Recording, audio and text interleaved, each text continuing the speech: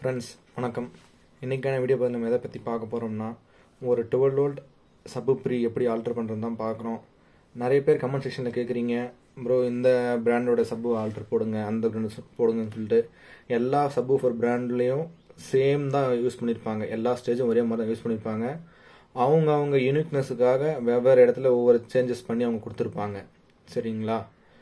So வீடியோக்கு போகிறதுக்கு முன்னாடி நம்ம சேனலை சப்ஸ்கிரைப் பண்ணாமல் சப்ஸ்கிரைப் பண்ணிக்கோங்க. அப்போ தான் நம்ம போடக்கூடிய வீடியோ உங்களை வந்து அடையும். நிறைய பேர் சப்ஸ்கிரைப் பண்ணாமல் பார்த்துட்ருக்கீங்க. சப்ஸ்கிரைப் பண்ணிவிட்டு கொஞ்சம் பார்த்தீங்கன்னா உங்களுக்கு போடக்கூடிய வீடியோக்கள் உங்களுக்கு உடனே வந்து சேரும். வாங்க வீடியோக்குள்ளே போகலாம்.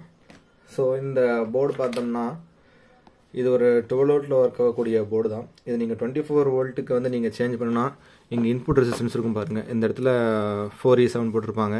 இது நீங்கள் கழட்டிட்டு 2K2 போட்டு நீங்கள் வந்து ஒரு 24 வோல்ட்டுக்கு யூஸ் பண்ணலாம்.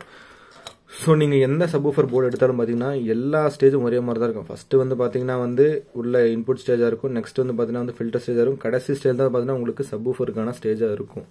சரிங்களா? இந்த போர்டு நீங்கள் என்னென்ன ஆல்டர் பண்ணலான்னா, இன்புட் ரெசிஸ்டன்ஸ்ல பார்த்தீங்கன்னா இந்த இடத்துல அவங்க 47K போட்டிருப்பாங்க.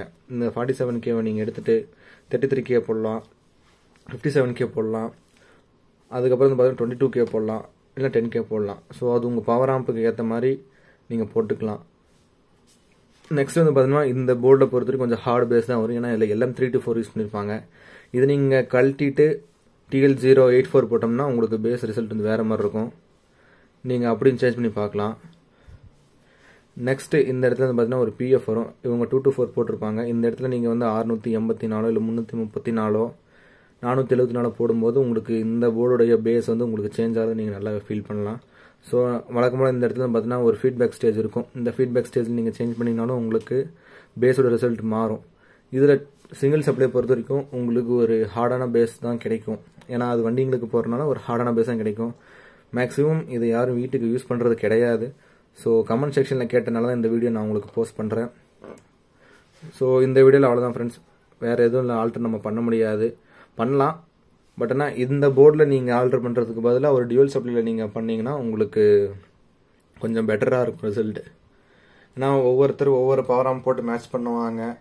ஸோ அதெல்லாம் வந்து ஒவ்வொருத்தருடைய டேஸ்ட்டை பொறுத்து தான். ஒருத்தர் வந்து STK மாடலில் போடுவாங்க, ஒருத்தர் வந்து டிரான்சிஸ்டர் மாடலில் போடுவாங்க, ஒருத்தர் IRF சீரிஸில் போடுவாங்க, அப்புறம் ஒருத்தர் 3030 டிரான்ஸ்ஃபார்மர் யூஸ் பண்ணுவாங்க, இன்னொருத்தர் 24024 டிரான்ஸ்ஃபார்மர் யூஸ் பண்ணுவாங்க. இதெல்லாம் வந்து ஒவ்வொரு வோல்டேஜுக்கும் ஒவ்வொரு டிரான்ஸ்ஃபார்மருக்கும் அப்புறம் வந்து பார்த்தீங்கன்னா யூஸ் பண்ணக்கூடிய பவர் ஆம்பு பொறுத்து மாறும். ஸோ டிரான்ஸ்ஃபார்மரோட ஆம்பியர் பொறுத்தும் உங்களுக்கு பேஸோட ரிசல்ட் மாறும். நீங்கள் எவ்வளோக்கு எவ்வளோ வந்து நீங்கள் ஆம்பியரை இன்க்ரீஸ் பண்ணுறீங்களோ உங்களுக்கு பேஸ் டெப்த் அவ்வளோக்கு அவ்வளோ இருக்கும் உங்களுக்கு. இந்த வீடியோவை பொறுத்த வரைக்கும் அவ்வளோதான் ஃப்ரெண்ட்ஸ். ஸோ நம்ம நெக்ஸ்ட் ஒரு வீடியோவில் பார்க்கலாம். Thank you.